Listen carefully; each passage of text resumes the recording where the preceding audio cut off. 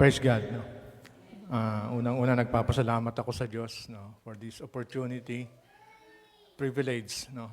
At the same time, nung great responsibility no, na iaatang sa'yo kung ikaw ay tatawagin ng ating Panginoon sa ganitong gawain. No?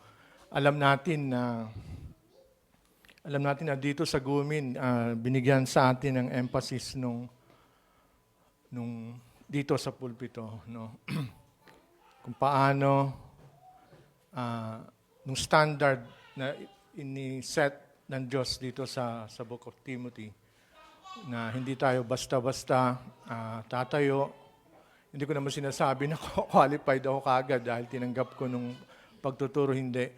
Ang pinopoint dito is nung grace ng Lord, at the same time nga nung responsibility, no?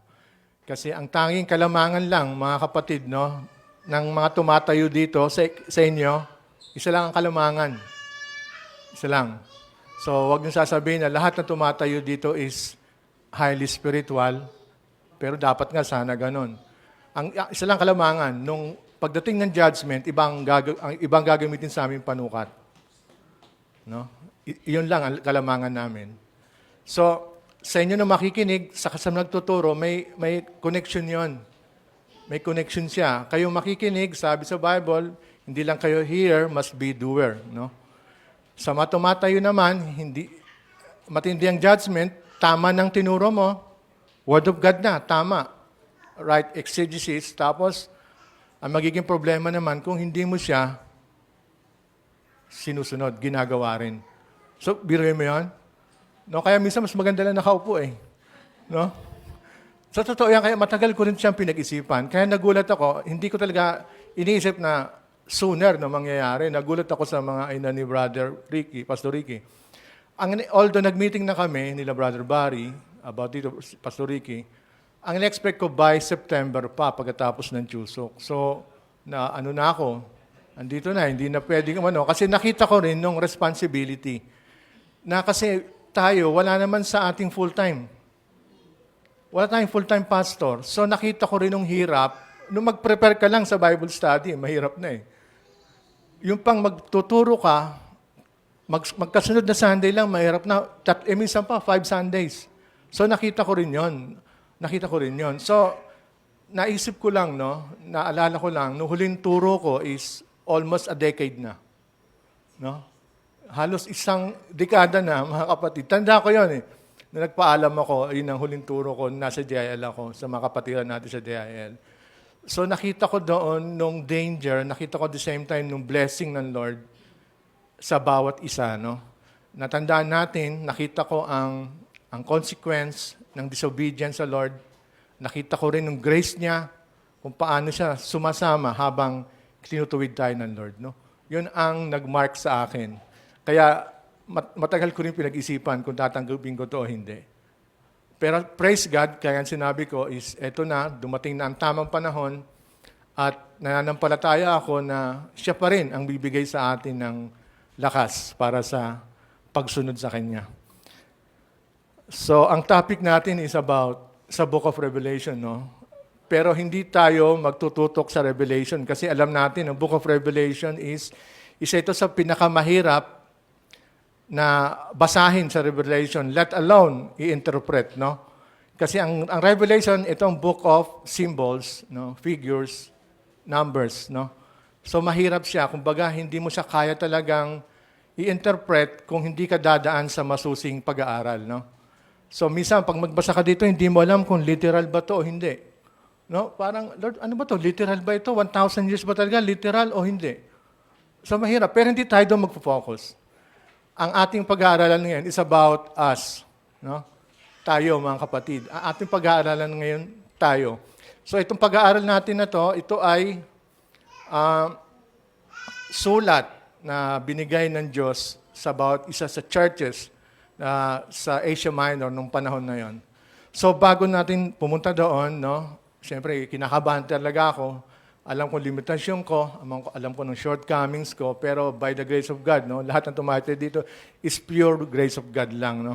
So bago doon, no, since bihira tayong bihira tayong kumuha ng text sa Book of Revelation, no. Babasahin ko lang nung buong chapter 1, no. Nung parang kay Brother Junjun din, no, binabasa niya, no. Although hindi ito ang text natin, no, babasahin ko lang. So habang binabasa ko to, please na i-imagine nyo kung ano nangyayari. Habang binabasa natin to, ano bang translation to? Sa akin, NASB. NASB siya, no? So, okay lang naman kahit anong translation, no? Babasahin ko to na i-visualize natin. Kasi kagaya ng mga naawit kanina, mga previous teachings na nagsasuffer tayo, no? Hindi inevitable, ng suffering, pain, sa pag-aaral natin sa Romans, no? Nakita doon na lahat ng ito is gawa at bunga ng kasalanan, no? Ang kagandahan dito mga kapatid, He who promises is faithful. Nung sinabi niya na babalik siya to redeem His people, He will come back. Yun ang kagandahan dito sa Book of Revelation. No? Dito sa Revelation, may kita mo, umpisa pa lang, chapter 1, yung introduction, pati benediction, magkasama. Sa chapter 1 pa lang, magkasama. Usually, ang mga sulat is sa umpisa introduction, sa dulo na nung benediction. Dito, magkasama na. No? So, babasahin ko mga kapatid. Tayo po ay makinig. The revelation of Jesus Christ, which God gave Him to show to His bondservants the things which must soon take place, and He sent and communicated it by His angel to His bondservant John, who testified by the word of God and to the testimony of Jesus Christ, even to all that he saw.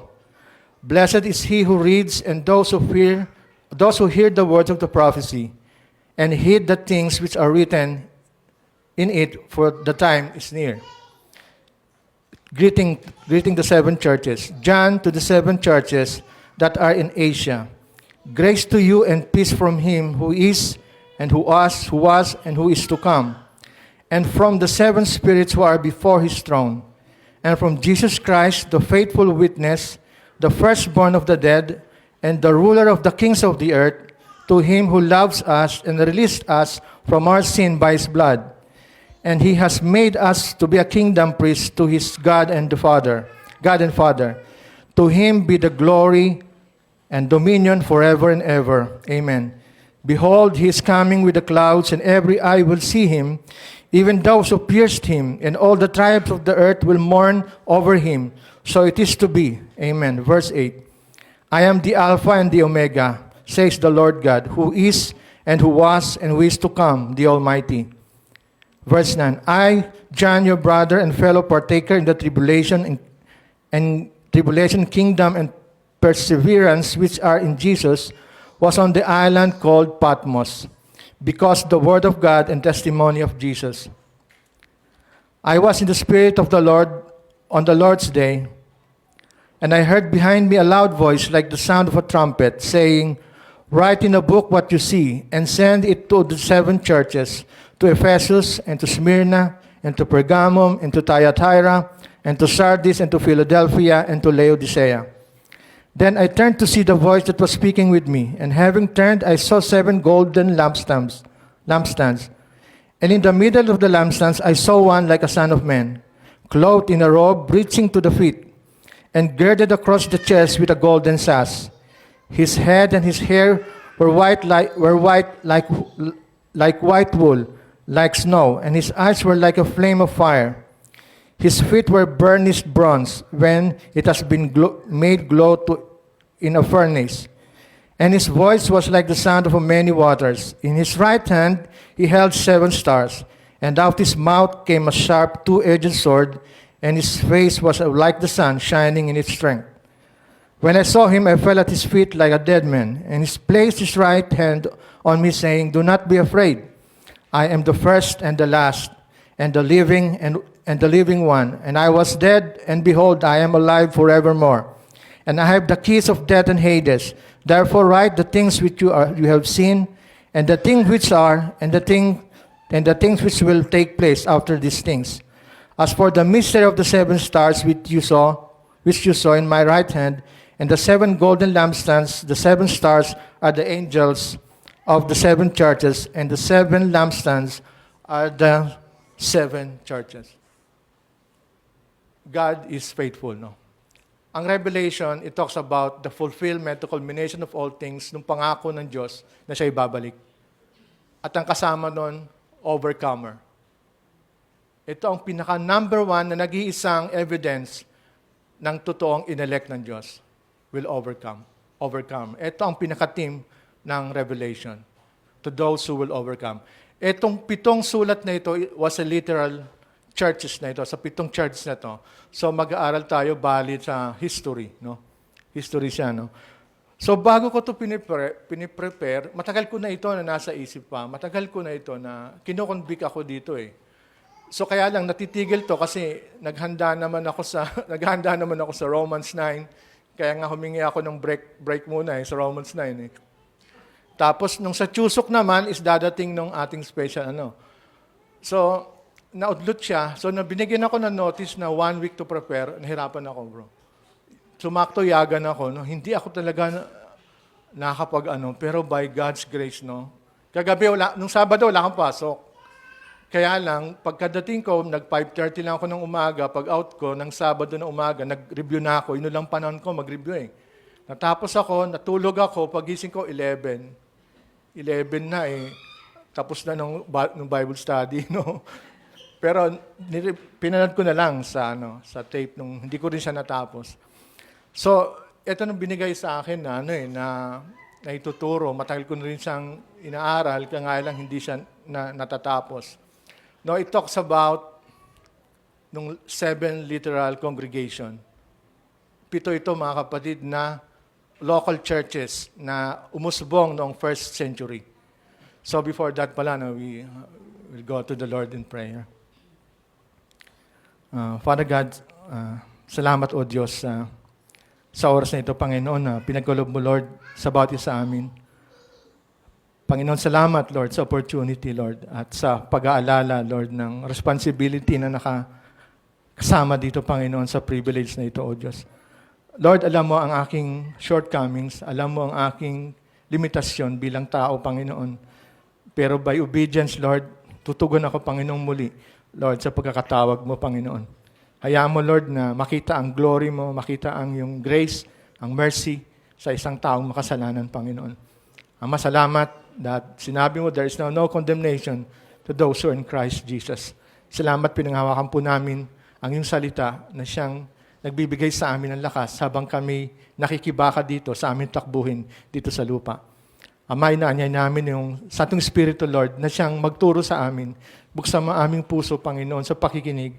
Lord, turuan mo kami na ma-apply namin ito una-una sa akin, Lord. Turuan mo kami, Lord, na matutunan, mapakinggan ng mga admonition mo sa amin, ng mga warnings na ito, Panginoon, na aming maririnig sa iyong salita ngayong araw na ito. Samahan po kami, Ama, ikaw lang po ang aming tinataas sa oras na ito at kine-claim na po namin ang victory ng gawain ito. Ama, sa iyong papurit pa sa salamat sa pangalan ni Jesus. Amen. So, ang text natin is Revelation chapter 2, no? So, itong, kaya sinasabi ko, ito ay literal na congregation na nag-exist, no, during the 1st century. So, natandaan ko lang, no, kasi letter ito napag-aaralan natin letter. Isang illustration lang, no. Kasi 7 verses lang to. Madali lang tayo matatapos, no. 7 verses lang. So, medyo habaan ko lang introduction. no. Noong 1998, nasa Taiwan ako. So, noong 1998, hindi pa nung internet, no. Pero may cellphone na, no. So kapag ang means of communication lang yon sa mahal mo sa buhay is through mail, through letters. No, Taiwan to Philippines, maiksi lang yun, no? Maiksi lang oras sa biyahe. Pero nung sulat dumadating mga 2 weeks. 2 weeks. So sa isang kumpanya, 50 kami Pilipino, no? May schedule pag dumadating na ng mailman, narinig na namin yung motor, usually pag break time namin, takbuhan na kami doon. Ganong kasabik noon ang makatanggap ng sulat. Lalo na ng mga nasa malayong lugar. So, months pa siguro. So, darating yung sulat na yon, pipila na kami doon, minsan ng guard namin, yun na mag-distribute. So, pag wala ka, maghintay ka na naman ng another 2 weeks. No? So, sabik na sabik ka. Bakit? Kasi sulat ito sa'yo ng mahal mo sa buhay. Sulat yun eh. So, hintay ka na naman hanggang sa pag meron ka, tuwan-tuwa ka. Kasi itong sulat, personal na sulat ito, may connection ito sa pag-aaral natin.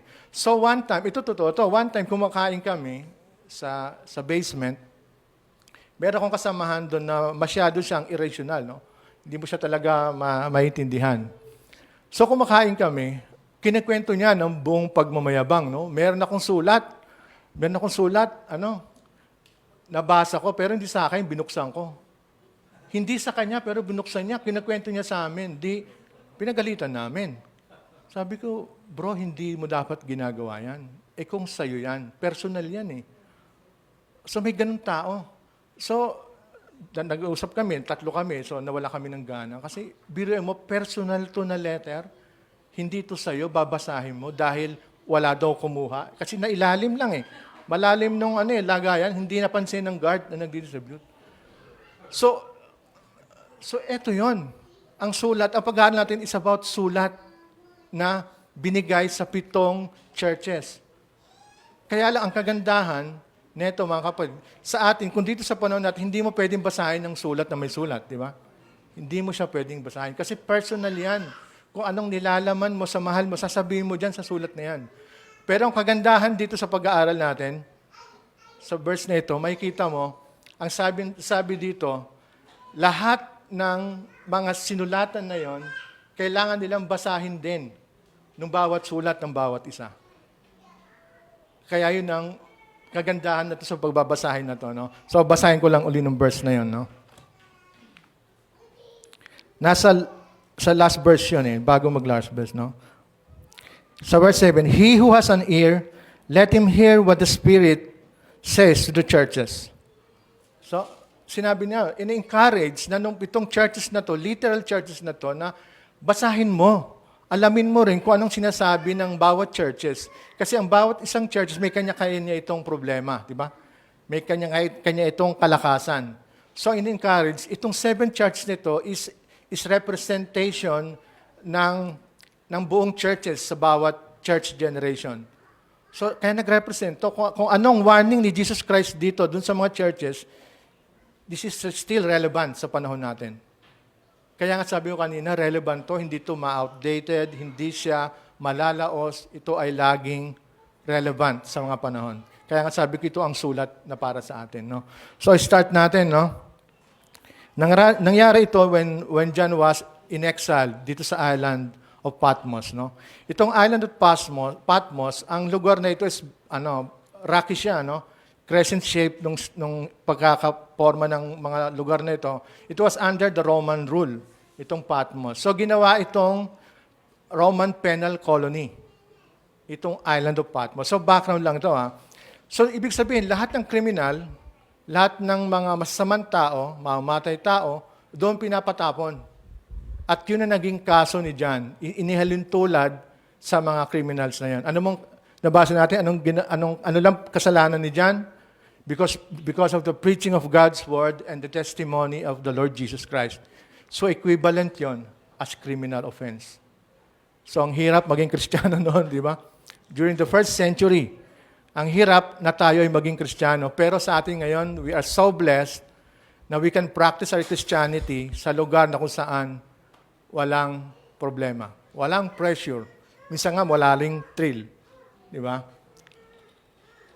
Natutuyan ako.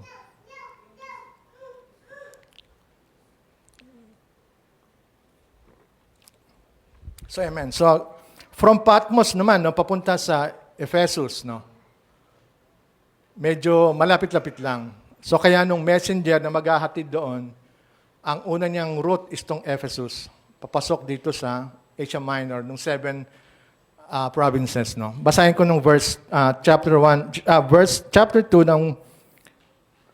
ng Revelation. To the angel of the church in Ephesus write, the one who holds the 7 stars in his right hand, and the one who walks among the 7 golden lampstands, say this. Dito mo tayo sa verse 1. To the angel of the church in Ephesus. So sa mga ibang interpretasyon, itong to the angels na to, totoong angel na naka-assign sa bawat churches. Hindi tayo pwedeng maging dogmatic dito, Kasi karamihan naman nag-i-interpret nung angels na to representing ng mga elders ng bawat church. Like nung minister, pastor. So ako medyo maglilin ako dito sa mga pastor. Kasi doon sa verse 1, Sa verse 1 pala, may kita mo nung comparison nung pagkaka-level niya, itong pastor, minister, sa kanong church. No? Sa kanong verse na, sabi dito, to the angel of church in Ephesus, the one who holds the 7 stars in his right hand. Ibig sabihin nun, it shows authority. No? Authority nung kamay na to, right hand, grip niya, nakahawak siya may authority sa mga head ng mga churches, ng mga pastor, or ng mga under-shepherd. So, it represents authority. So, si Kristo ang may hawak sa mga churches. Si Kristo siya ang mayroong control sa mga leader. No? Yun ang kagandahan doon na ang makikita mo dito kapag nakita mo authority na binibigay ng Diyos sa atin, pati ng kanyang comfort, is andun din ng caution. Kasi kung panahon na yun, kaya sinasabi ko, mabuhay ka sa lugar na yon, maging Kristiyano ka sa lugar na yon, mahirap. Talagang ibibigay mo ang buhay mo.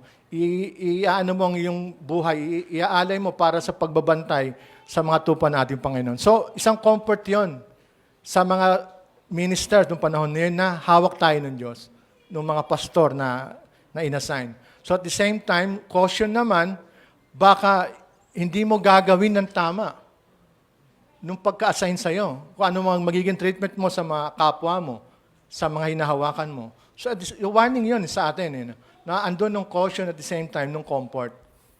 So, yun, maliwanag yun. Hindi tayo magiging dogmatic. Pwede rin siyang angel, walang problema dun Kasi alam natin, ang revelation nga is through symbols, no? Hindi natin alam kung literal or both ways, parehas pwede. Pwede rin tao. So, from Patmos, binigay ng vision na to kay John, none other than the glorified Christ, no? Pinasulat kay John ng mga kasalukuyang nangyayari, pati ng mga susunod na pangyayari, pinasulat kay John. So ito nga, ang bawat isang letra na to na ating pag-aaralan, na gagawin nating series.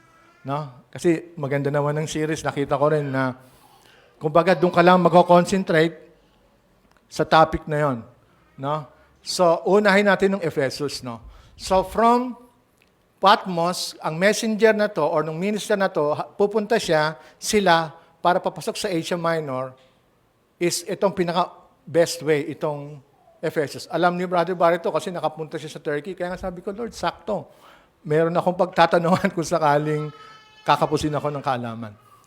So yun, from Ephesus, dapat meron tayong background muna about sa church ng Ephesus. Kasi itong first root So magbibigay lang ako ng highlights. Ano ba itong Ephesus? Nung Ephesus was an ancient city, sa Asia Minor. So alam natin na Asia Minor, di ba? Ito ang modern-day Turkey. Biruin mo yon, modern-day Turkey to. Kung hindi ka believer, kung hindi ka Kristiyano, pag mabasa mo lang itong sa current events, itong Turkey, sinearch ko lang kanina, 99% Muslim. 99% Muslim, samantalang noong unang century, nag-fortified ang Christianity dito sa lugar na to. Imagine mo, 7 ang naandun na itanim. Pero sabi ng iba, hindi lang naman 7. What about Antioch? Diba? Kasi nga itong 7 sa Bible is a divine number, no? Divine number, ibig sabihin ng 7, completeness. Kaya nga ito representing the whole church from every generation. Kasi we can all share the same guilt nang mababanggit dito sa rebuke. At also at the same time, we can share the blessing doon sa admonition mismo na none other than Jesus Christ. Pinakamaganda nung mag-praise sa'yo, hindi tao ang Diyos. So itong sulat na ito, mga kapatid, was a rebuke sa mga churches. So sa 7 na ito, may 2 lang ang hindi binigyan ng rebuke. So madadaanan natin to. Pero alam natin na walang perfect church. Walang perfect church, mga kapatid. Pero dito makikita natin nung admonition ng Lord sa bawat churches na pinangahawakan niya, na pinapahawakan niya. No? So to the angel of the church in Ephesus, right? So tapos na tayo sa angel, no? The one who holds the 7 stars in his right hand and the one who walks among the 7 golden lampstands. So ito ang medyo dapat natin bigyan ng emphasis. Nung golden lampstands, mga kapatid, ito nung nagre-represent sa churches, no? Literal to na churches. Sinabi ito sa chapter 1 ng verse 20 ng Revelation, no? As for the mystery of the 7 stars which you saw in my right hand and the 7 golden lampstands, the 7 stars are the angels, nasabay kanina.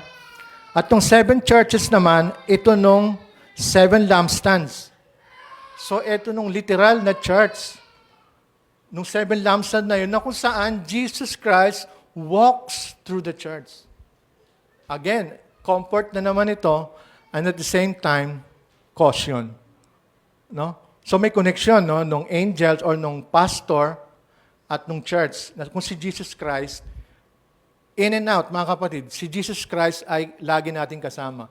Kaya natatandaan nyo, dito sa Gumin, I know na naramdaman nyo to, ever since dito sa Gumin, ina-emphasis namin nung reverence. Kahit konti lang tayo, hindi tayo mga katulad ng mga mega churches, konti lang tayo, pero the same Christ, the glorified Christ, walks through us. Yun ang dapat nating huwag kakalimutan. Konti man tayo, marami man tayo, isipin natin sa isip natin, si Kristo ang nasa atin. Si Kristo, no? Ito nung worship. Worship doesn't start here and ends here. Worship is a lifestyle. Anong sabi niya dito? I know your deeds. Alam ko ang ginagawa niyo. So dito mga kapatid, ang ibig sabihin nitong golden lampstands na binibigyan emphasis ni John, no? Dati puro tayo Paul, no? Ngayon John naman. Pero hindi pa rin mawawala si Paul dito, no? So ang ibig sabihin ng golden lampstand, yung golden ito stands for purity.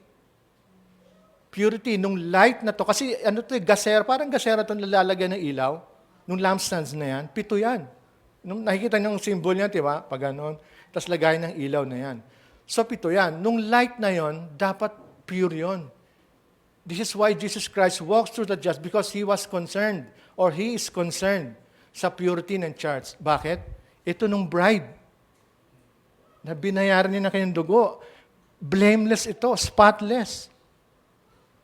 Itong church na kaya siya concerned kung bakit siya sumasama. So, ayun dapat ipapasok natin sa isipan natin. The moment we enter this church, no? Tatanungin mo na. Kasi nakatingin siya sa atin eh. Lord, umpisa pa lang, suot ko ba? Malulugod ka? Kasi kanina naka-t-shirt lang ako eh. Sabi sa akin ni Jen, magtuturo ka, naka-t-shirt ka lang. Oo nga, no? So, wala dito ang salvation natin, ha? Wala dito, ha? Nung sa mga panlabas. Depende yan. Kumbaga, judgment call yan. Kumbaga tama, judgment call nyo yan. Kung ano isusuot nyo. Kung ito ba sa tingin nyo ay kalugod-lugod sa Diyos, di ba? Kaya nga, everything you do it for the glory of God. So, nagpalit ako ng suot. So, isa yan sa sasabihin mo. Lahat ng concern dapat natin sa labas at sa loob ng church is nung natutuwa ba ang Diyos sa nakikita niya sa atin. Why? Because we are being documented, no? Parang gano'n, no? We are being accounted for ni Jesus Christ. So, iniisa-isa natin yan. Tayo isa-isa. So, hindi, kaya sinabi kanina na hindi porket nakatayo kami dito, is spiritual kami kaysa sa inyo. Diyos lang ang nakakalam, maaari ng mga nakaupo lang dyan, mas banal pa kaysa sa amin. Hindi ito basihan. Evidence lang ito na mayroon ka pananampalataya sa Diyos. Kaya tinuro ni Brother Bart sa Hebrews, maraming evidences ang isang Kristiyano, kaya alam, pati nung unbeliever, minsan meron din sila nun, na mapagkakamalamang ang believer pa sila kaysa sa atin. Kaya ito ang pinaka-impact dito na dapat nating mabigyan ng pansis. Jesus Christ walks through us sa church. Why? Because ini-emphasize niya nung purity, nung holiness sa church. Kaya sabi ko, Lord, sa suot ko, no? Okay na ba ako? Magusto mo ba to? Lord, okay ba nung kakantahin namin? Kaya inanong ko siya, sis, hindi ko alam nung pastoral song, hindi ako sanay, hindi ko alam. Tulungan mo ako, maghanap ka na lang, sabi ko. So may nag-suggest, hindi pasado kay sister, hindi pasado eh. So maghanap ka kasi para mapag-aralan nila, Brother Iboy. So nagbigay siya, itong naging pastoral song na ipapawit namin ni Brother Ricky, no? God of all my days, no? Kasi hindi ko siya alam pa i-connect, no? So kasi nagpo-focus lang ako dito. So wala na akong time maghanap pa ng kanta. So yun, Lord, tama ba dito sa church sa Gumi nung kakantahin namin? Malulugod ka ba dito? Nung kakantahin ba namin after kami sa lyrics o doon lang sa mga beat? No? Ito nakita kong isa sa progress na nakita namin sa Gumi. Napalitan ng tama ng ating awitan. Napalitan. Hindi na tayo after ngayon dahil kinakanta na sikat na band, church band, ikakantahin na natin. No? Kititing natin nung lyrics. Does it codify that can this unify us? After na tayo doon sa lyrics ng kinakanta natin. Kaya nga nakakatuwa, no? Meron na naman tayong bagong backup singer, no? No? Diba? Isa yon sa progression na nakikita natin dito, no? Tandaan natin mga kapatid, no? Itong sulat na to, para ito sa atin. Although it was not intended to us, but it was written for us. Para sa atin to. No? So yung mga kapatid, no? So Jesus Christ walks through the church. Sa loob tayo, pati pag sa labas natin. Sumusunod pa rin siya sa atin. Sasabihin ko lang nung sinabi ni Paul Washer, no? Kung si Jesus Christ lang, sapat na siya na alam natin na nalalaman niya lahat ating kilos, no? Okay na yun eh. Pero sinabi ni Washer, meron pang dalawa. 2 types of angel na nakikita rin nung ginagawa natin. Kaya minsan mas matinding condemnation, napansin niyo yun? Minsan mas matinding condemnation nung guilt. Kasi bebeltang ka ng fallen angel na yan. Sasabihin niya, oy, kanina tumataas-taas ka ng kamay. Pero ngayon, andyan ka na naman. No? So, isang anghel naman na mabait, nahihiya. Although illustration lang to, pero there's some element of truth in that. No? Totoo naman yun. So, ang tanong natin, nung nakita ba ni Kristo sa atin is, nalugod siya. Hindi ko ni-exclude ang sarili ko dito. Lahat tayo dito included. Kasi sa pag-aaral natin sa Romans 7, hindi natin pwede lagpasan ng Romans 7. Pag lumagpas tayo doon, nasa nasa John na yan, we will see Him as He is. No? Ibig sabihin, while we are still here, we struggle with our flesh, pero magkaiba mga kapatid ng ongoing sin sa nagkakasala pa lang.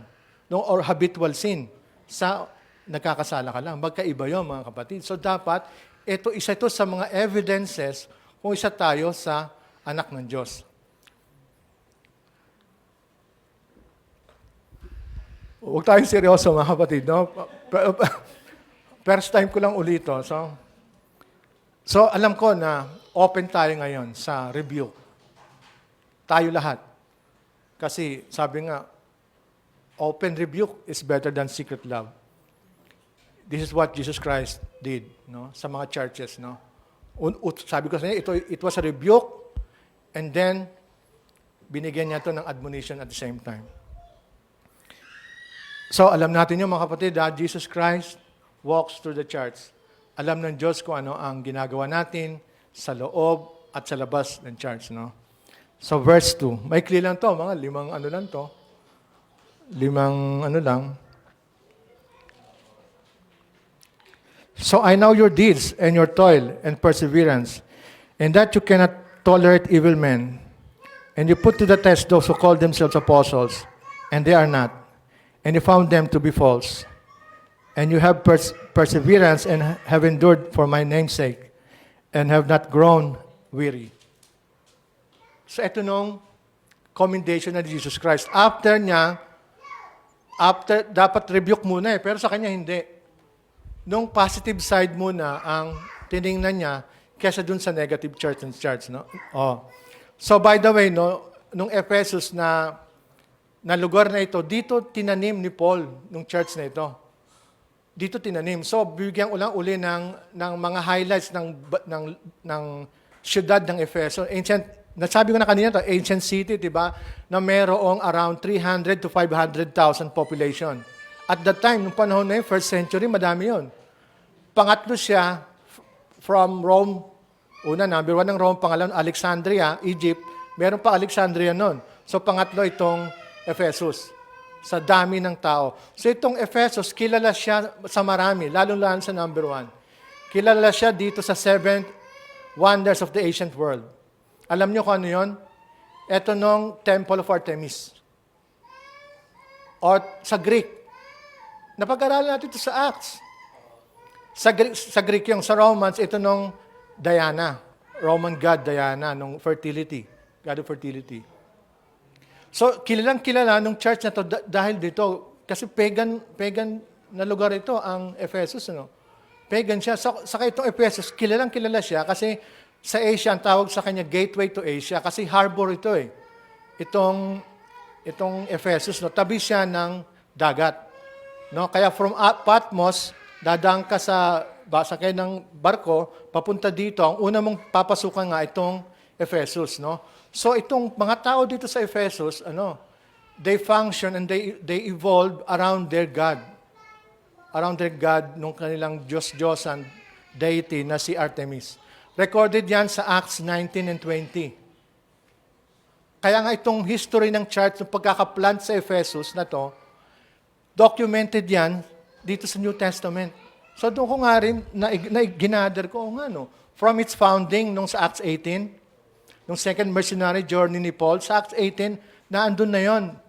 Nung after he lived for Corinth, after he left Corinth, pumunta siya dito sa Ephesus. At dito nga tinayo ng church na Ephesus. Ito nung nasa Book of Ephesians, Nasa Book of Ephesians, itong sinulat ni Paul. So may kita nyo ng connection at the same time, may konting difference, Sa Book of Ephesians, ito nung sinulat ni Paul, at itong sa Ephesus, ito nung actual na church nag-exist. Kasi pansinin nyo, ang mapapansin nyo dito sa sulat, mga kapatid, tingnan natin maigi.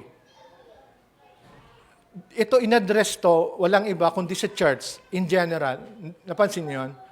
Nung inaal ko nga, to the church in Ephesus.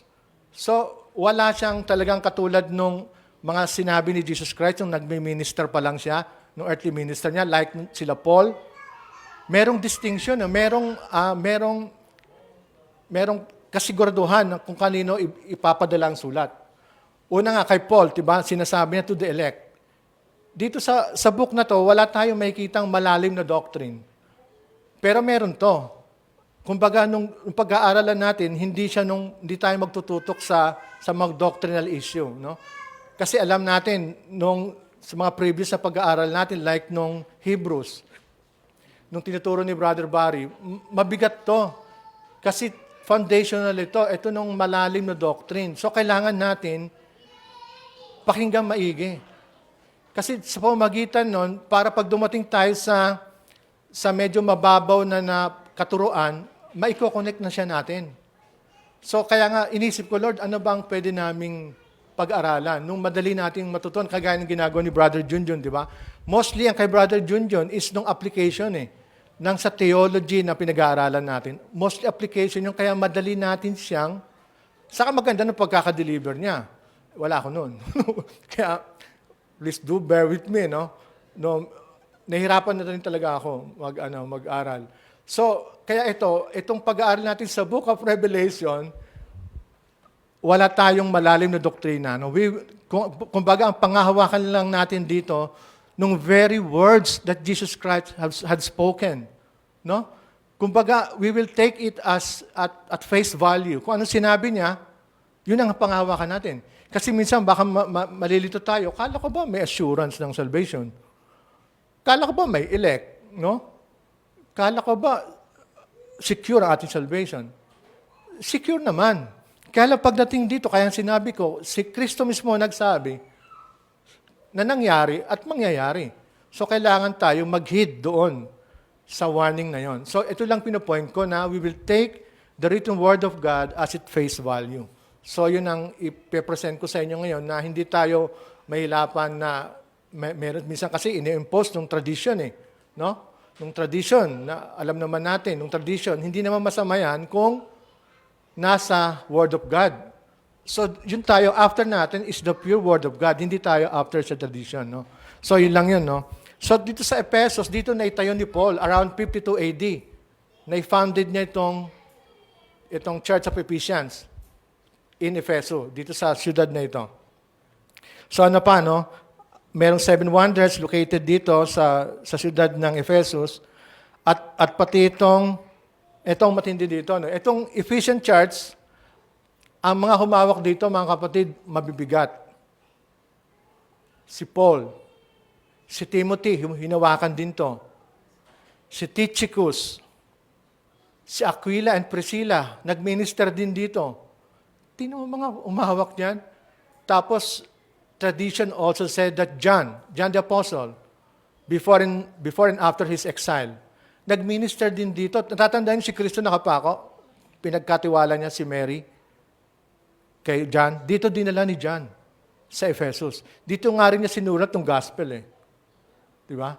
Dito rin niya sinulat ng Revelation, nandun siya sa island of Patmos. So, imagine mo kung sino ang humawak sa church na to. So, ibig sabihin, matindi ang doctrine dyan. Kumbaga, first hand na mga apostol ang may hawak dyan. So, tayo, mangangarap na lang tayo na sana, no? Pero tama na naman ng pastor natin dito. Inano na rin naman ng Diyos yan eh. So, ipapasalamat na natin. Ang pinapoint ko lang, dito sa pag-aaral natin ito, baliwala rin pala. No? Kahit na alam mo lahat ng theology, tama ang theology proper mo, tama ang doctrine na sinusundan mo, possible din pala na hindi ka rin pa rin ligtas. May problema pa rin. Kaya dito sa sulat na ito, ang problema, dito sa Ephesus, isa lang ang problema nila, isa lang. Nung commendation, ang dami. Pero nung isa na yun, yung pang pinakamahalaga. Kaya nga, dapat title nito, The Loveless Church. Ayoko kasi may love church, baka sabihin, inaano natin, di ba? Hindi, sa Bible, mayroong nakatitle dyan minsan, di ba? The Loveless Church. So, inano ko lang, Ephesus. No? So, yun, no? Hindi assurance, mga kapatid, na tayo dito nakikinig ng mga tamang turo kung wala ring application. Magiging intellectual Christian lang tayo na lahat ng natutunan natin, pasok dito, kahit sinong tao naman makakaintindihan eh. Pero pag hindi siya bumaba dito sa puso, wala. Masasayang. At ito nung nangyari sa Ephesian Church, no? Ang ganda ng commendation, no, ng Lord. Ang gaganda ng commendation niya. I know your deeds and your toil and perseverance, and that you cannot tolerate evil men. Isipin mo yun, they cannot tolerate evil men. Nung toils dito, mga kapatid, hindi to basta pagtatrabaho lang. Ito nung lumabas sila sa comfort zone. Tayo lahat nasa comfort zone eh. No? Sila, mga kapatid, nung toils na to, may sweat and tears nung paglilingkod nila sa Lord. Totoo sila na naglilingkod dahil imagine mo, bago pa lang ng church na to, nasa kanila pa ng mga apostol. Ng mga first-hand apostle, inabot pa nila. So, kaya sound doctrine talaga sila. Andito talaga nung lalim ng theology. So, nung panahon na yon, sumusunod sila sa lahat. So, nakita ng evidences na kanilang ginagawa. Nung their hardship, no? Nung toil, perseverance. Bakit binabanggit to? Ikaw naman, magkaroon ka ng church sa gitna ng hostile environment. Nung panahon na ito, malakas pa nung persecution sa mga Christians. Nung iba, marami lang natumba ng mga Christian dito dahil sa persecution. Ang dahil kasalanan nila, they are the witnesses of the testimony of Jesus Christ. No? Yun ang kinommend dito ng Diyos. So imaginein mo nung perseverance, ang paglilingkod nila sa Lord, nung kanilang toil, they cannot tolerate evil man. Anong ibig sabihin nito? Pag sinabi ng Diyos evil, they will name it by names. Hindi nila kino-compromise. Ang problema kasi ngayon, sa mga churches ngayon, walang discipline. Hindi na ini-impose yung discipline. Sa kanila, pag may immorality sa church, sinasabihan nila, kinoconfront nila. Pero Jesus Christ commended them. Kasi andun ang standard nila eh. Ito mga first believers to, mga kapatid. Ito yung sila nung mga produkto mula sa first wave ng gospel evangelism, no? Preaching of the gospel. Itong Turkey benefited the most. Kaya nga sabi ko kanina, bakit ngayon ang Turkey Muslim na? So ang sagot, makikita pala natin dito. Dito sa series na to, makikita natin ang kasagutan, bakit nagkaroon ng judgment sa Turkey na ngayon naging Muslim na sila. Dati, nangingibabaw doon, nagpo-flourish ang Christianity. Imaginein mo ngayon. So, ang pinupoint ko dito, nung tinatawag kanina na church, dito, nasulat nito sa bawat church, na ano siya, no, in general, no, Ang tanong mga kapatid, what comprises a church? No? Pag sinabing church, what comprises a church? Sinong nasa loob ng church? Etong church ito, physical to ha, ito nung local congregation na pinopoint dito. No? So what comprises a church? Makikita natin yan. Kung natatandaan niyo sa book of Matthew, sinabi ito ni Jesus Christ nung parables about the kingdom of God. No? Sinabi niya, the kingdom of God is likened unto 10 virgins. 5 of them are wise and 5 of them are fool. So maraming parables doon about the kingdom to. At yung isa pang kukunin ko lang na example, nung parables of the wheat and tare. Very well known to. Anong ibig sabihin ng wheat and tare? Kumbaga, nung parang palay at saka nung dayami, no? Halos magkaparehas. No, sabi, wag mo munang i-uproot nung isa kasi baka madamay nung palay, nung isa. So, itong dalawang klase na to na tao, this is what comprises the church. Ito ng physical kingdom, mga kapatid. Ito ng physical kingdom na kung saan, ito ng congregation natin. For example, dito sa Daegu. Kunyari, itong Daegu, itong Turkey. Nandito ang Gumin. Sa Bulidong, no? Janggidong. Nung Love Church sa... Ano ba lugar ng Love Church? Ha? Igok? O sa Igok. Nung Pre-Believers nasa Songso. Nung Namsan nasa Namsan. So, ang pinapoint ko lang dito, para makita natin na eto kunyari, ang nag-exist na church na sinulatan ni Jesus Christ. So, eto, Tugumin Church, no? Write this, I know your deeds. Nakita ko kung paano kayo tumulong, isa-isa, which is visible. Nakita natin yun kung paano kayo tumulong sa mga kapatiran nyo na may pangangailangan. Nakita natin yun dito sa Gumin. But I have only one thing against you, Gumin. Hindi kayo mahayo. So, yun lang. Inaano ko lang para makuhaan natin yung ibig sabihin na ito, literal churches ito. In general. So, yung nasa loob na church na to, hindi natin alam kung sino talaga sa atin ang ligtas. No? Kaya tayo nilabeled as Christian kasi we share common confession of our faith. Diba? We profess Christ. We believe in Trinity. So lahat ng churches dito, tawag lang dyan, local church. Isa lang naman ang pinaka-church natin eh. Isa lang. So mga local churches lang yan. So ang tanong doon, hindi natin alam kung sino dito ang ligtas.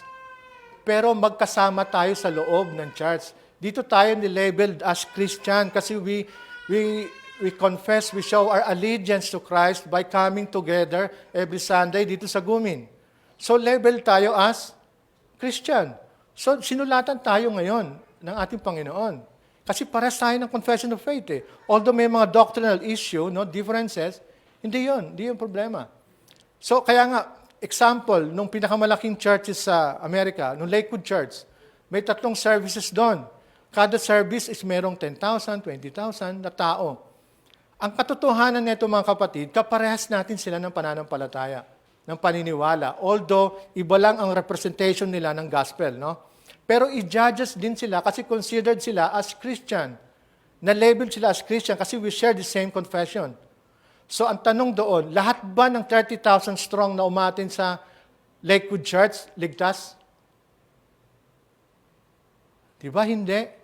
In the same manner, hindi rin lahat ng umatin doon is doomed. Hindi. Kaya ang sulat nito was addressed in general. So, ang ginamit na term to the churches. Na ano ako dito habang inaaral ko? Kasi si Paul sumulat to the elect. So, mayroong siguradong pupuntahan na ito para to sa mga elect ng Diyos. Si Kristo mas sinabi, hindi ako pumunta dito para sa inyo. Pumunta ako sa the lost sheep of Israel. No? You are not my sheep because you do not follow me. My sheep listen to my voice. So, kita mo nung katotohanan na sinasabi, merong specific na patutunguhan or pinapatungkol si Jesus Christ, pati nung mga sulat ni Paul, to the elect, to the chosen.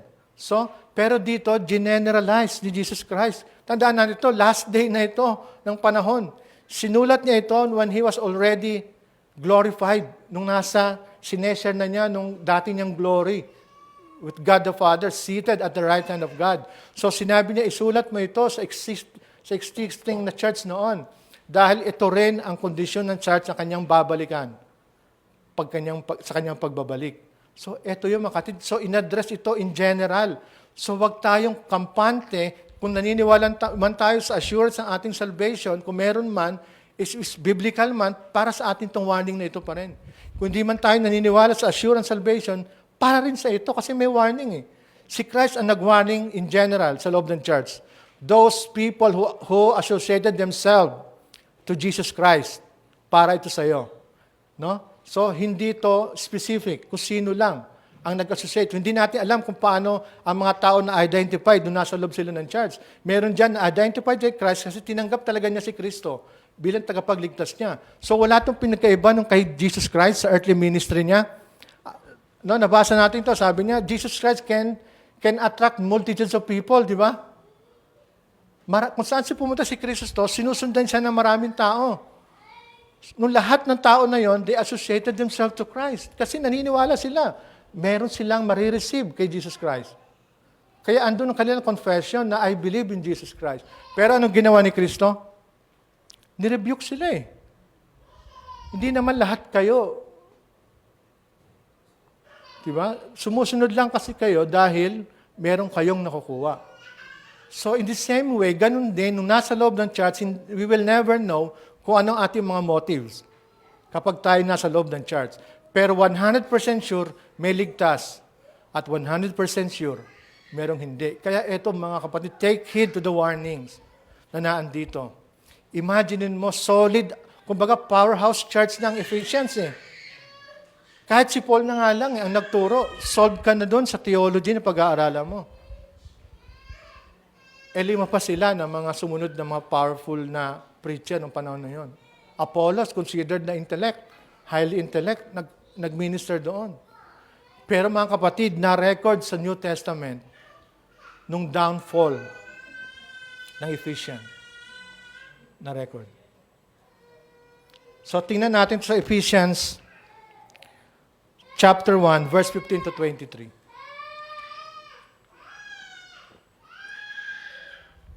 Mahaba siya, pero tingnan natin. Kasi dito, ito ng mga unang taon nung na-plant ito ni Paul, nung church na ito. So dito, kino-comment pa niya nung mga deeds ng Ephesians. Ito, sinulat na itong letter na sa Ephesians around 62 AD na. So, na-plant nung Ephesus church around 52. So, mahigit na to 10 years na nag-exist itong church na to.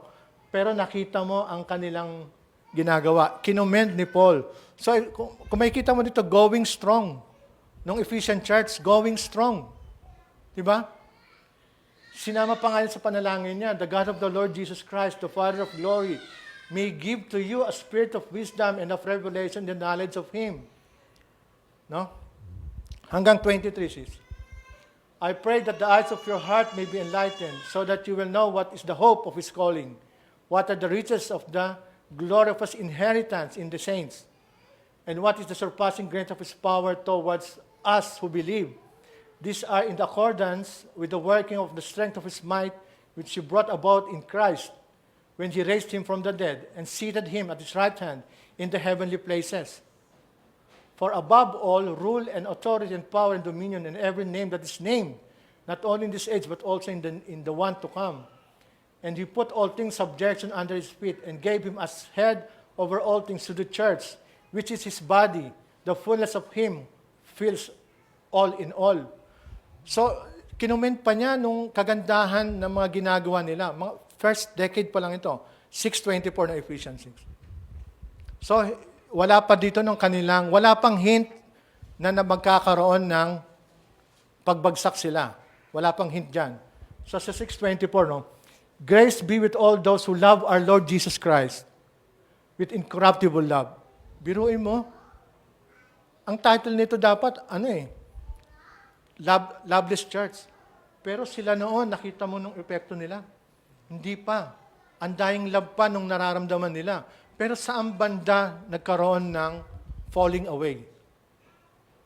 So, established sila mga unang taon eh. Established sila. So, nakita mo, kinomend mismo ni Jesus Christ nung gawa nila. Parang nung turo mo rin, bro, ng Galatians, Galatians, si Paul na nga nagturo ng true gospel, pero naghahanap pa sila kasi gano'n mga kapatid, nung pressure sa paligid natin, nung pressure. So, saan banda dito nagkaroon ng falling away?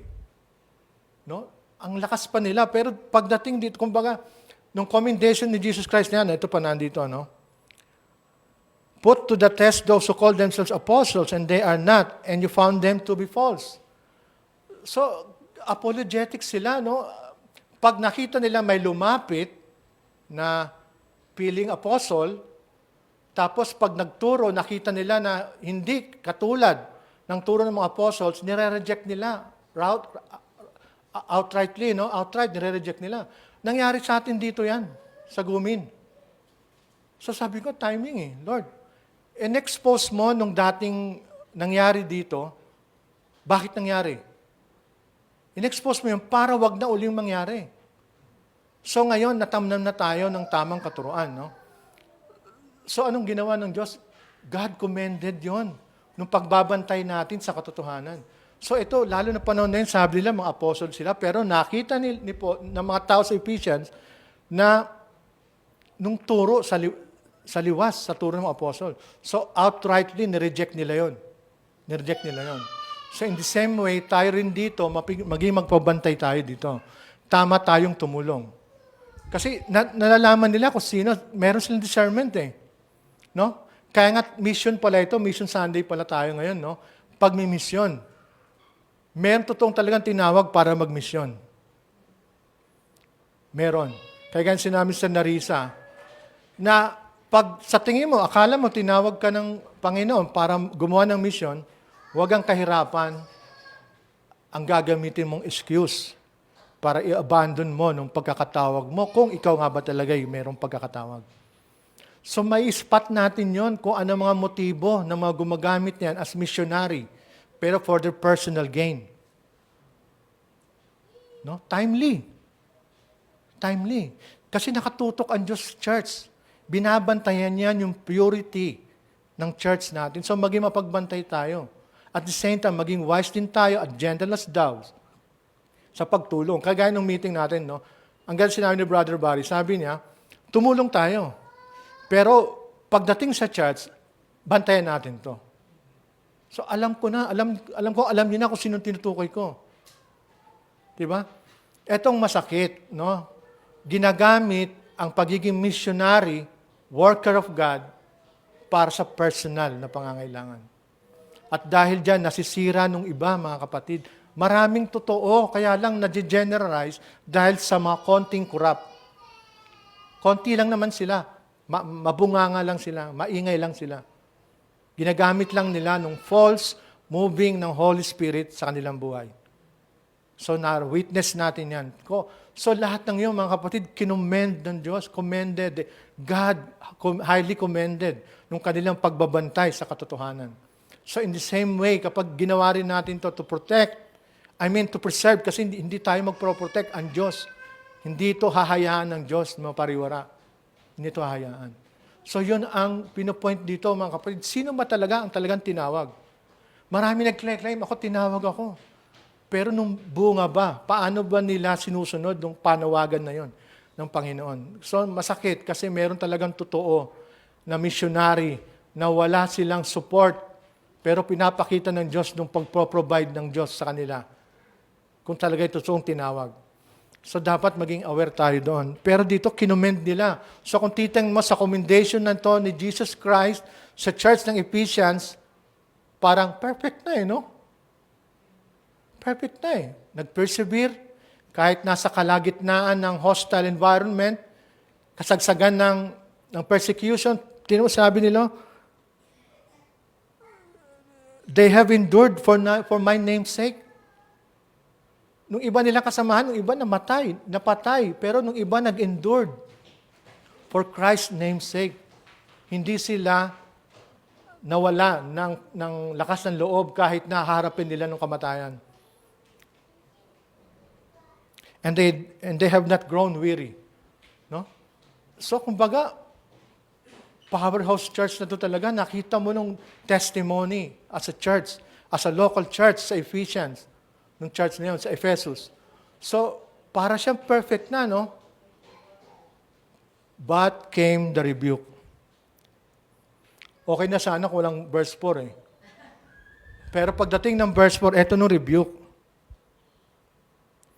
But I have this against you, that you have left your first love. Parang, sa ibang translation, abandoned to eh. You have abandoned your first love. So dito, marami na namang commentary, no? Ako, nung paborito, kung kilala si David Pawson, isa yun sa paborito ko eh. Nung matagal-tagal na, yan kinukuha ko about sa history. Magaling sa history si David Pawson. Nung natatayang tinuro ko dito about kay Paul, siya nung naging resources ko eh. Pero merong ibang pagkakaiba. Sabi nila, itong you abandon your first love, kasi it's either first love mo sa Diyos, pwedeng first love mo sa neighbor mo, or first love mo sa lost soul. So sabi ng iba, ito daw nawala, ang inabandon nila nung pagmamahal nila sa lost soul. Parang tayo na. Pero hindi daw. Pero sabi naman, hindi. Nung love yun sa Diyos. Tatanungin ko kayo, nakukuwala ko sa inyo ng ano nung first love na to na inabandon? First love for Christ, first love sa lost soul, or sa neighbor?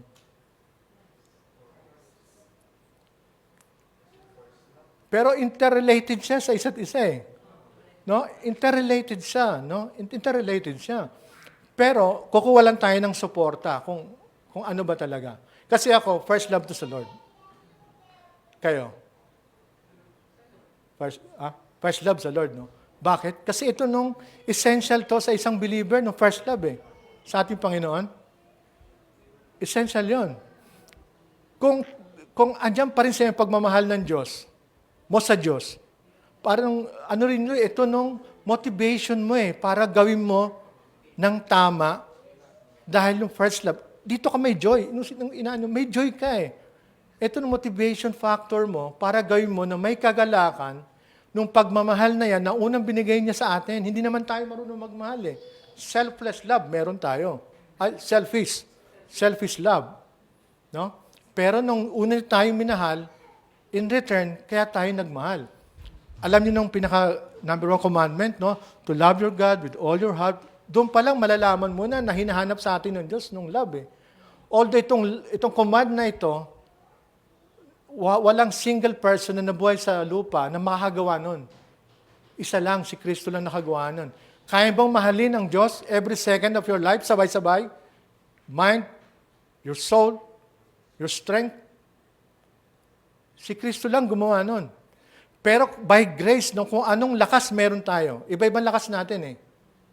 Iba-iba. Nung lakas na yun, by God's grace, pwede mo na ngayon mag-response ng pagmamahal niya. Hindi man siya perfect, pero meron ka ng kakayanan mag-response ng pagmamahal kay Kristo. So isa pang example, para i-prove ko lang na ito ay para sa love sa Diyos. Ang nawala, ang kanilang inabandon. No? Natatandaan nyo nung kay Peter naman, nung he was reinstated dahil si Peter nag-deny kay Kristo 3 times. Anong unang tanong ni Jesus Christ kay Peter? Peter, do you love me? So yun ang hinahanap sa atin ng Diyos. Kung tayo man bumagsak, kung tayo man nagkasala, pagtayo natin, tatanungin tayo ng Lord, do you love me? Peter, do you love me? Diba, nahiya pa nga si Peter? Diba? So naniniwala ko, ang nawala na ito is itong first love kay Kristo. Kasi pag itong nawala, sabi nga, itong essential sa siyang Christianity, pag ito ang nawala, nung soul mo will slowly drift away. Slowly will drift away. So ito ang ibig sabihin nito nung inabandon to eh. Sa ibang translation, inabandon. Ano ibig sabihin inabandon? Ibig sabihin nito, willful. Deliberate ito. Kaya nga sabi ko, paano to? Deliberate ito. Kaya nga hindi natin ipapasok nung doctrine, no? Kung ano talaga ang mark ng isang believer. Kasi kung kung ang mark ng isang believer, hindi mawawala ang love. No? Tingnan natin to. Sa John 14:21 and 23.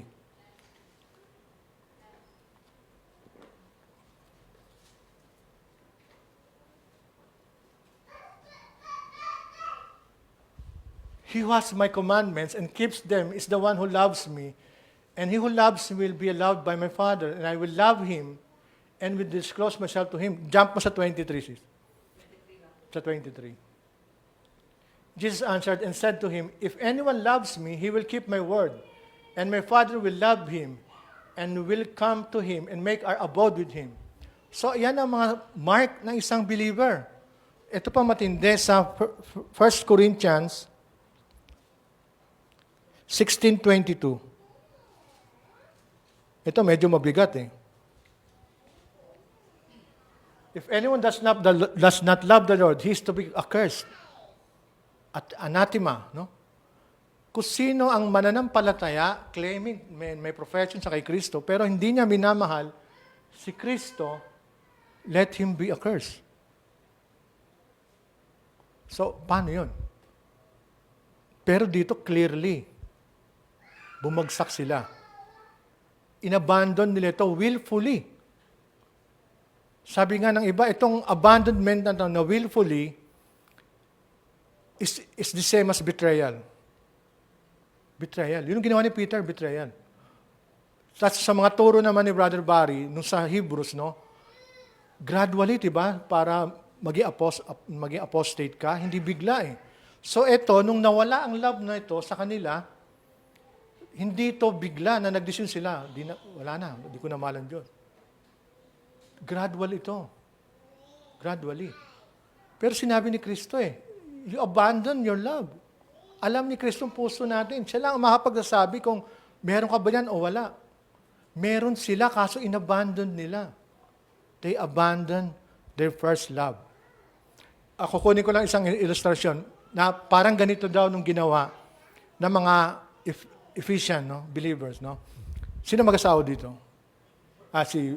Kayo na lang muna, examplein ko, no? Si Sister Narisa, saka si Pastor Ricky, no? So mag-asawa sila, no? Nung panahon na nanliligaw si Brother Ricky kay Sister Narisa, siyempre, nung courtship, ng bulaklak, no?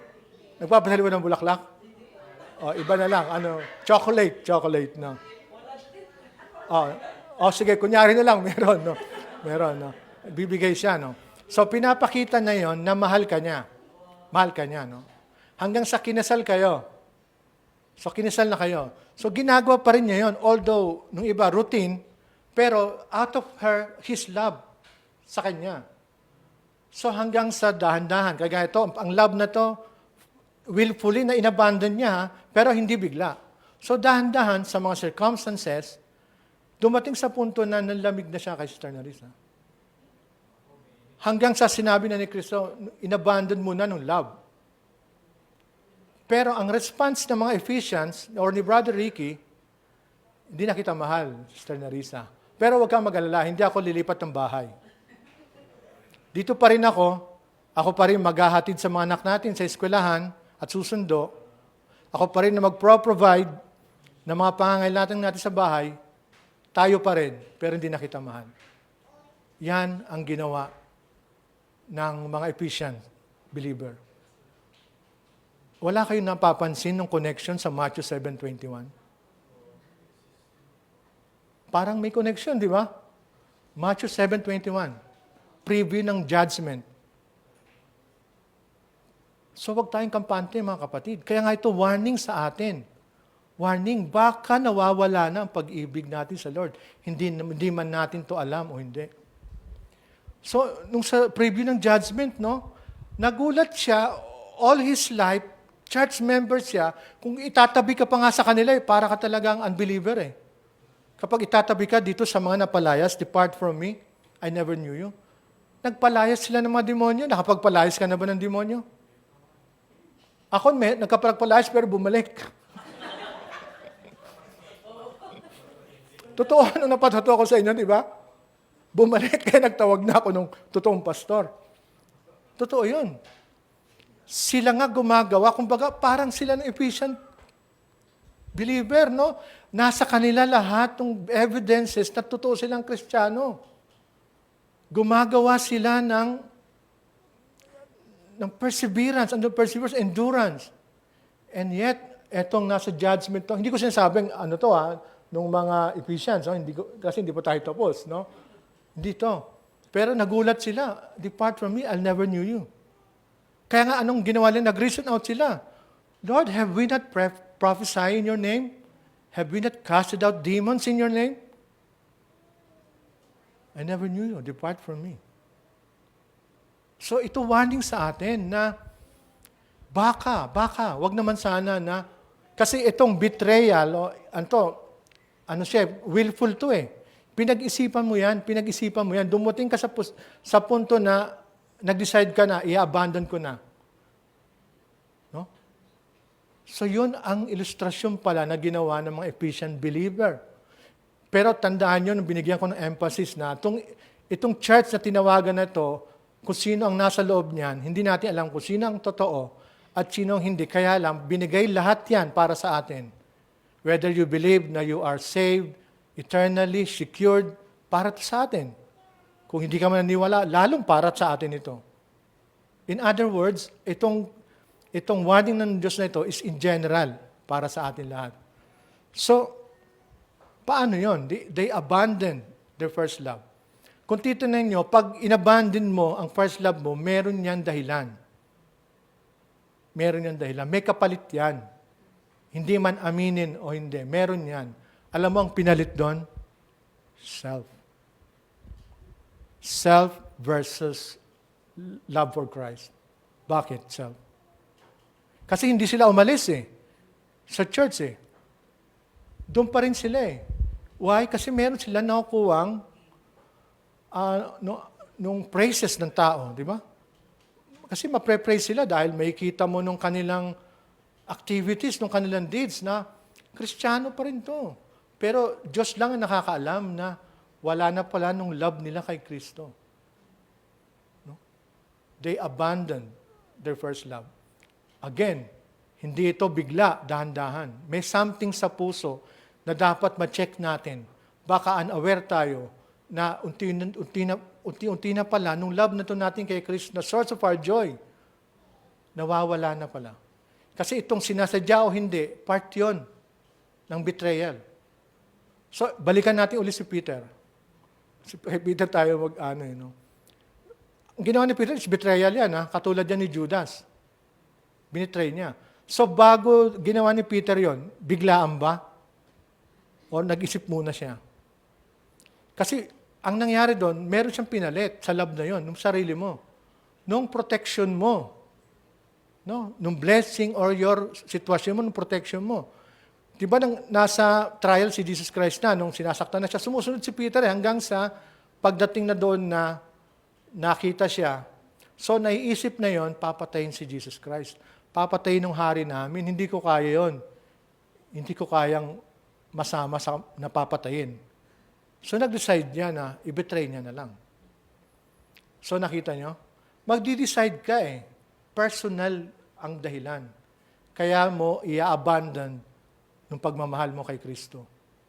Unaware ka man or willfully, para ito sa atin. Praying na wala sana sa atin ganun. No? Kasi hindi assurance, mga kapatid, ang evidences na nakikita nyo sa amin, no? Mga tumatayo, hindi yon. Diyos lang ang nakakaalam kung sino talagang sumusunod sa Kanya. So kaya nga ito, napakahalaga ito na we must act right. Now, baka wala tayong kamalay-malay na ang paglilingkod pala sa natin sa Diyos, is all mechanical na lang. Isipin mo, mechanical na lang, naglilingkod ka sa Diyos, routine na lang lahat kasi wala nang love Pero hindi ka alis, kasi meron ka nakikita meron ka pang nare-receive na blessing, no?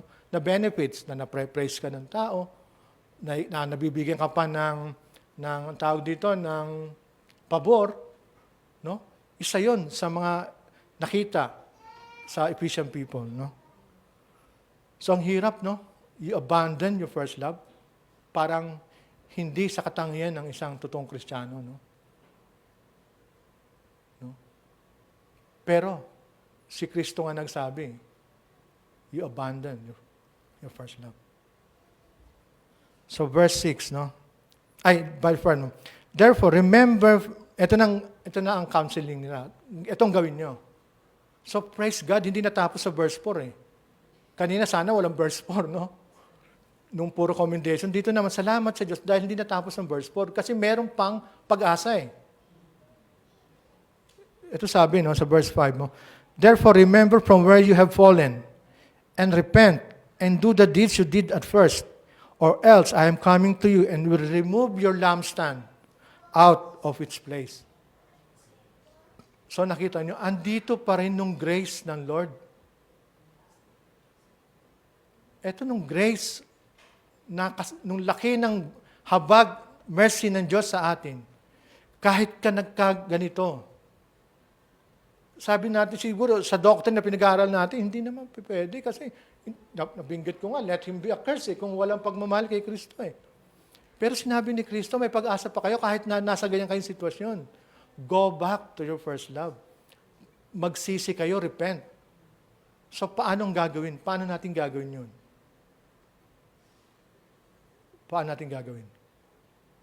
So ito nung application na gagawin natin. No? Ito nung sinasabi natin sa mga nababasa natin, no? Examine yourself, whether you've been still in the faith. Examine natin. Itong dalawang pag-aaral, kasi sabi dito, remember from where you have fallen. Remember from where you have fallen. Alalahanin natin kung saan tayo bumagsak. So, ibig sabihin, kasalanan nito eh.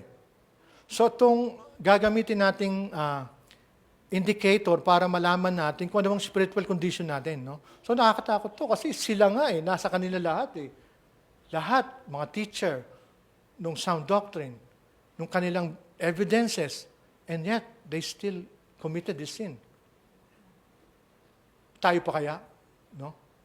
So, itong ibibigay ko na dalawang salita lang na kung titingnan mo, magka-opposite siya, no? Pero meron siyang link, may connection siya sa application, no? So, itong gawin natin. Balikan natin nung pagkakasala. Itong dalawa na to is nung sin or sinning. I-connect natin siya sa opposite niya nung praying. Di ba? Magka-opposite yan. Nagkakasala ka. Kaysa naman, nananalain ka. So, i-connect natin to para matest. Ito indicator para malaman natin kung anong spiritual condition na tayo ngayon. So, ito na application, mga kapatid, na dapat nating maunawaan. No? Sinning and praying. No? Tatanungin natin ang sarili natin. Kasi, dito natin malalaman kung anong sin. Kasi marami tayong kasalanan. Ano nung babalikan ko sa dami ng nagawa nating kasalanan, di ba? Ano yun? So ngayon, kapag matanong natin, nung dalawang ito, na isang tanong lang, malalaman natin yung spiritual condition natin. Hindi why. Why you sin. Hindi. Alam natin na lahat ng tao makasalanan, di ba? Hindi why. No? Kasi we sin because we are sinners, sabi nila, no? Hindi, we are sinners because we sin.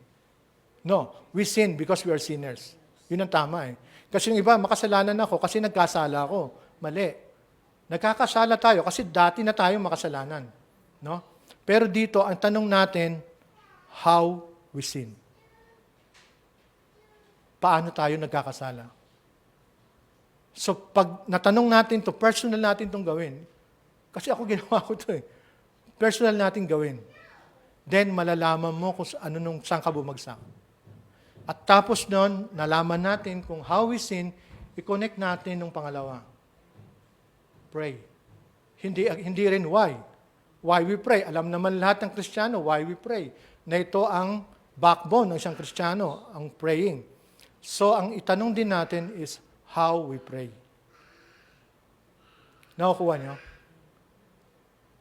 Kasi nabanggit ko ni intellectual Christian.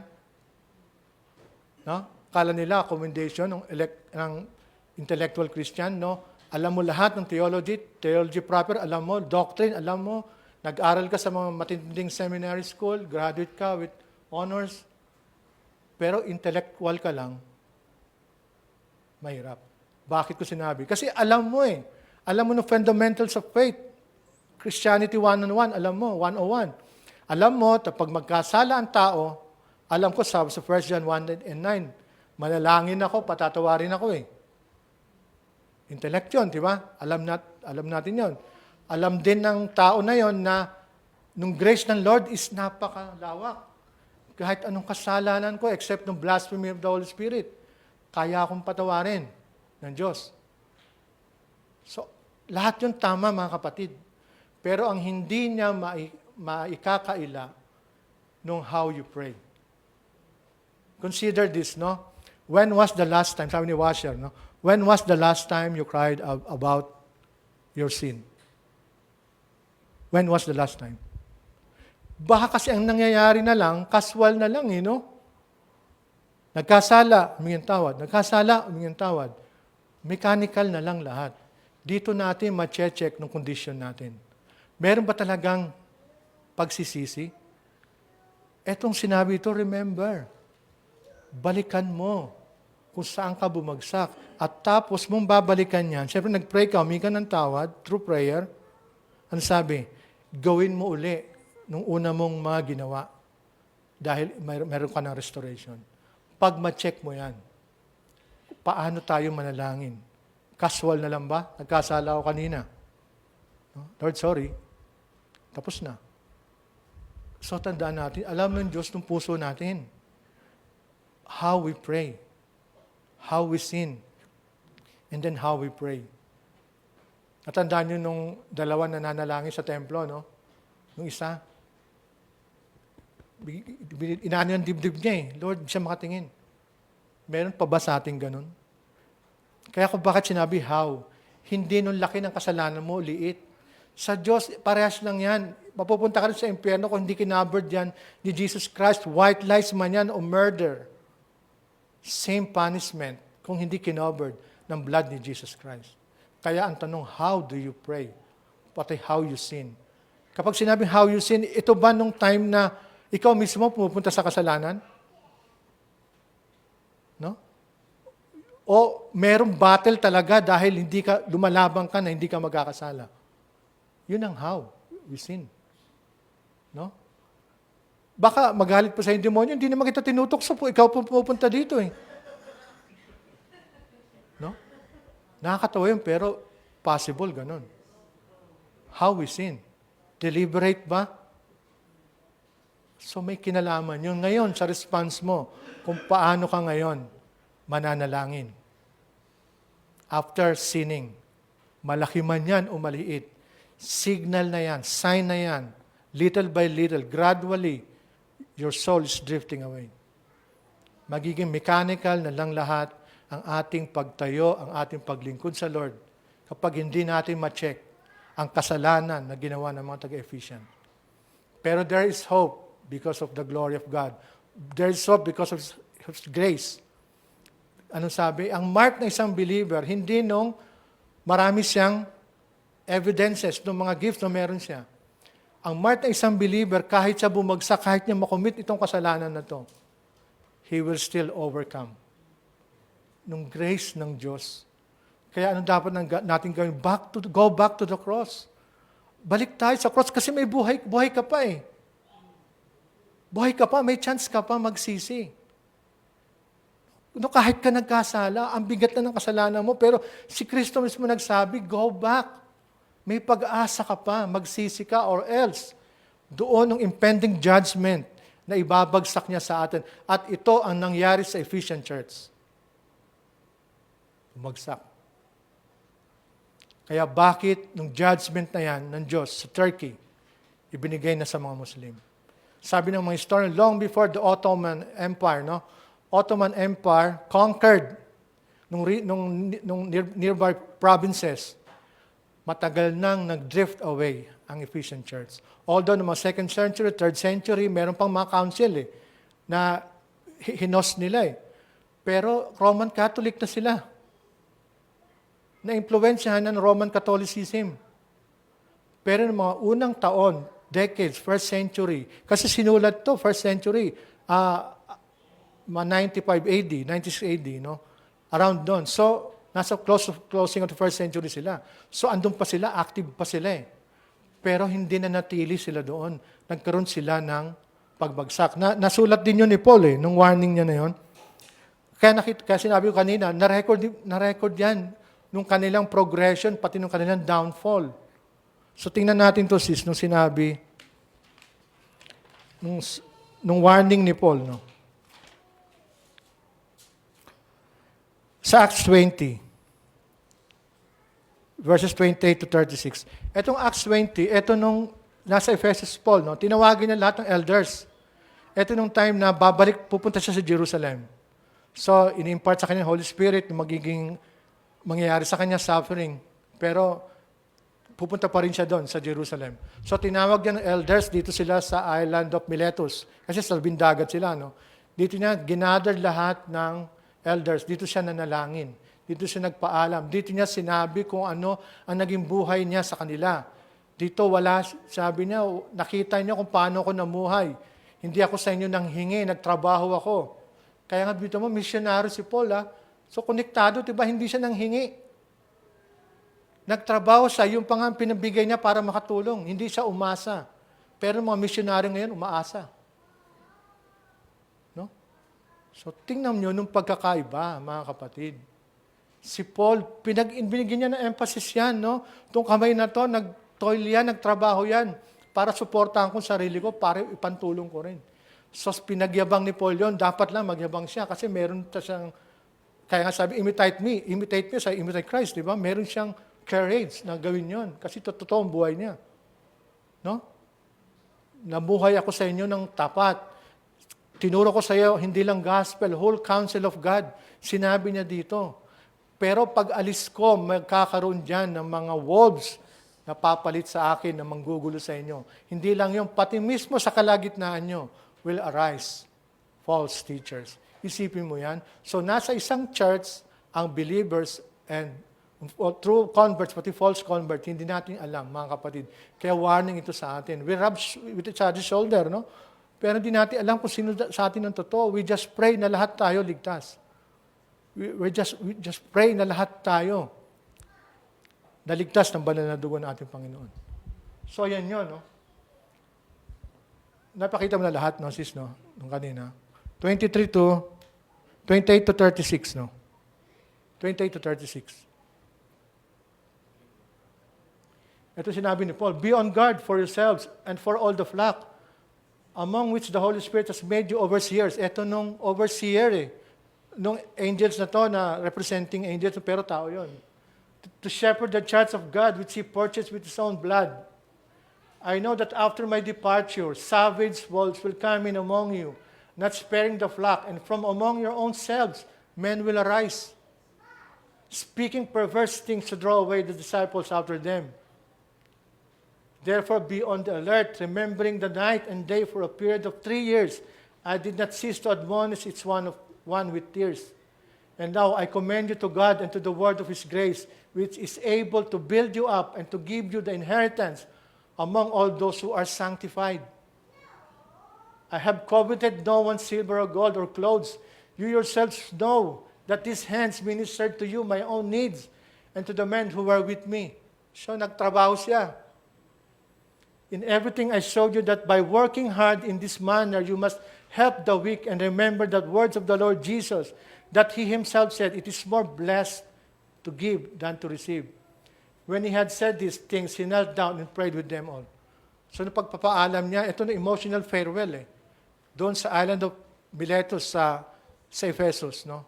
Nanalangin siya. Itong prophecy na ito ni Paul, nagkatotoo. So, sinulat niya itong sulat na ito, itong warning na to, around AD 57 pa lang, sinabi niya na yon. So, around AD 62, maayos pa sila eh. Wala pang hint na bumabagsak na sila. Hanggang sa mga sulat niya kay Timothy, kasi si Timothy nag-minister siya naging pastor ng Ephesus eh. So doon nakita na nung mga kasalanan, evident na. So nakita mo nung gradual na pagbagsak nila, una mataas sila, pag hindi sila talaga magbantay, hanggang sa bumagsak na. Nagkatotoo ng prophecy ni Paul. sa Ephesians na dati na isang napakalakas na church. Pero dahil hindi naging mapagbantay, kaya nga ito para sa atin ito mga kapatid, nung rebuke na ito, nung warning na ito ng Diyos para sa atin, check natin. Lahat tayo naman nagkakasala. No? Wala sa ating hindi nagkakasala. Pero ang tanong natin sa sarili natin, paano tayo magkasala? Pati paano tayo manalangin after tayo magkasala? So, verse 6. Matatapos na tayo. Yet this you do have. Again, commendation na naman. Yet this you do have, that you hate the deeds of the Nicolaitans, which I also hate. Basahin ko na verse 7, last verse, no? He who has an ear, let him hear what the Spirit says to the churches.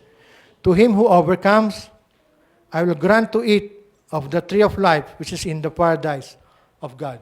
So meron pa uling last na commendation. After nung rebuke, meron na namang hinabol si Jesus Christ. Meron pa akong isang nagustuhan sa inyo. Itong Nicolaitans, wala na siya ngayon eh. Pero nandito pa rin ang kasalanan niya. Itong Nicolaitans, wala tayong malinaw na biblical support kung sino ito eh. Pero si Irenaeus, historian to si Irenaeus, meron siyang sinulat. Tingnan natin sa Acts 6, no? Natatanda mo nung pinag-pray na 7? Sa Acts 6, nung pinag-pray. Acts 6. Therefore, brethren, select from among you 7 men of good reputation, full of whispered wisdom, whom he may put in charge of this task. But we will devote ourselves to prayer and to the ministry of the word. Hanggang sa masabi nung 7. Ito nung 7, nung pinili nila.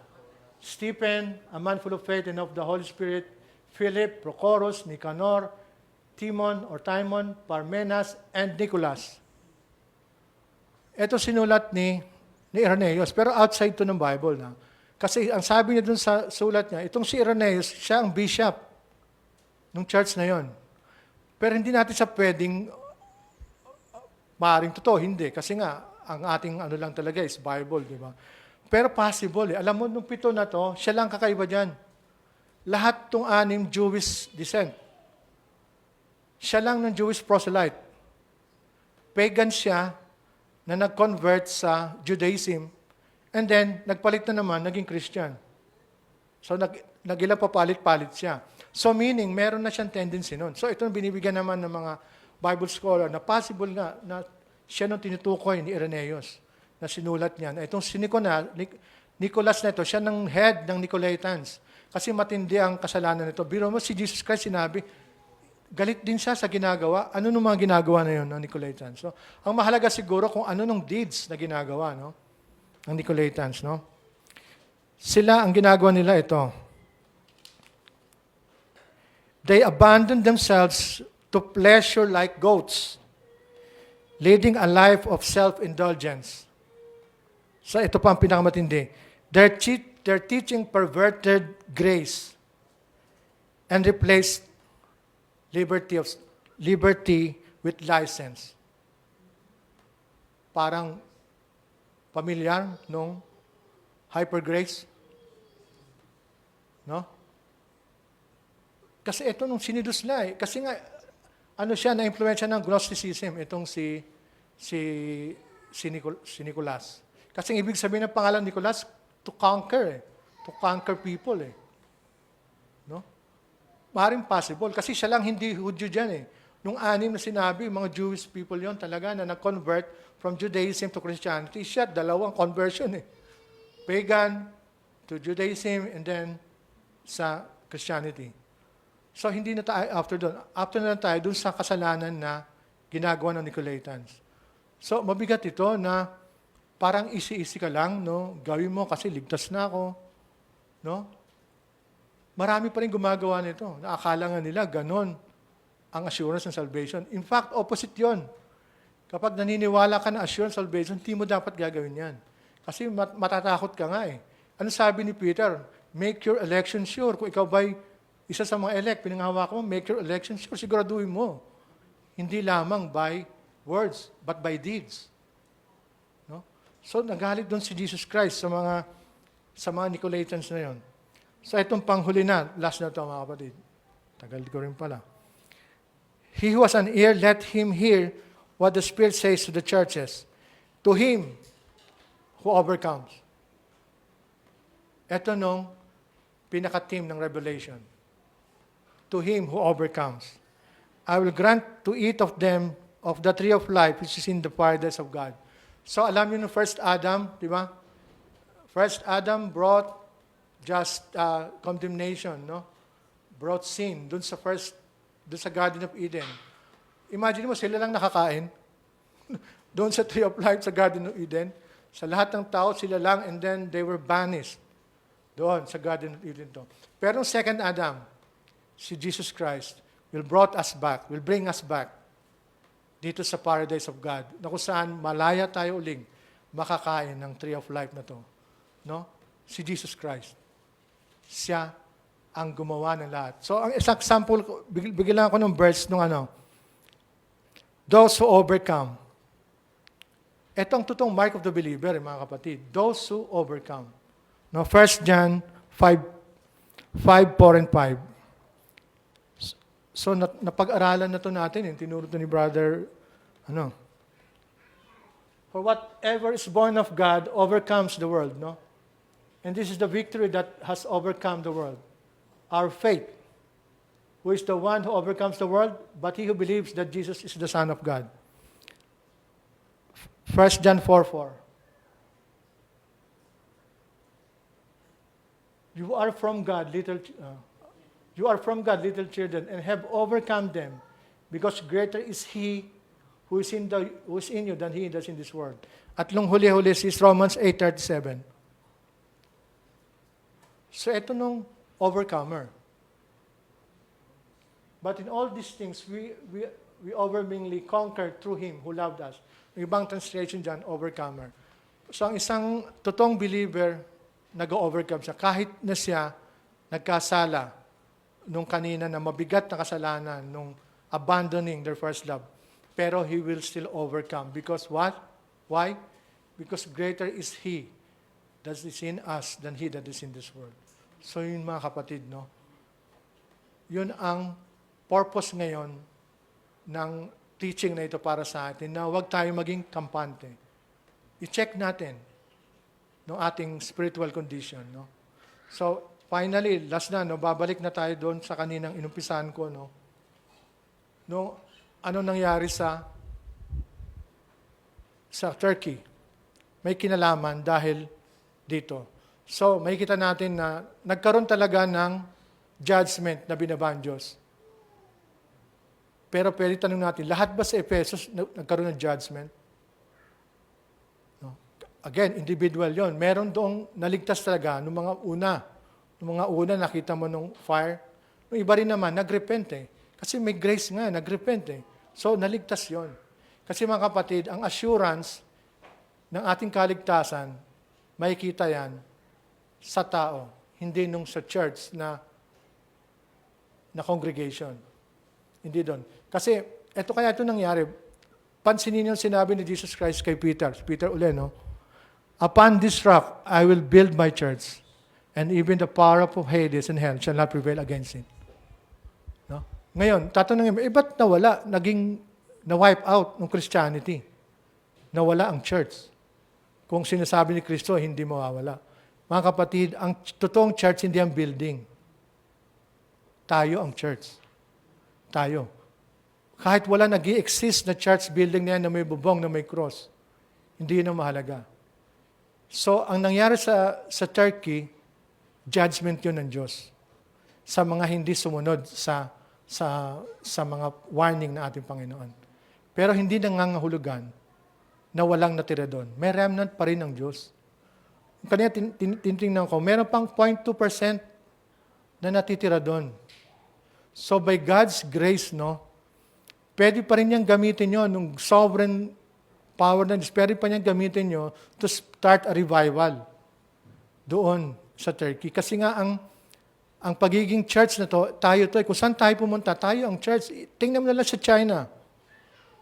Underground churches, sila yun eh. Wala silang building na sinasambahan. Wala. Tayo ang church. tayo. So tamang sinabi ni Kristo na walang, even the power of hell will not prevail against it. Dahil nung nasa atin. Kasi tayo ang templo ng Diyos. We are the temple of God. Kung si Kristo nga ang nasa atin, pati yung Banal na Espiritu. So, yung mga kapatid ang dapat tandaan natin. Ngayon, pumunta ka sa Turkey, nung iba nakatayo pa, nung ibang churches, pero archaeological site na lang. So, ang nangyayari dyan, pabor sa Turkey. Tourist, mga Christian devotee na pumupunta doon para maalala nila na dating once fortification of Christianity, no? Ngayon isang archaeological site na lang. So ngayon, pabor sa Turkey, sa tourism nila, at the same time, pabor sa religion nila. You see, we killed your religion. Yun ang paniniwala nila. Pero tayo mga Kristiyano, hindi namatay yun. Nananatili pa rin yun. Yung 0.2% tayo nung nasa Turkey, yan ang pwedeng gamitin ng Diyos para magkaroon ng revival sa Turkey. So ilang mga kapatid, no, naway maging warning to sa atin, tanggapin natin ito ng warning na to as a rebuke from God. Diba sabi na, it is better, open rebuke is better than secret love. So para ito sa ating mga kapatid. So tayong lahat ay tumayo para sa closing prayer, no, bago pagkatapos magkakanta po tayo ng ating pastoral song.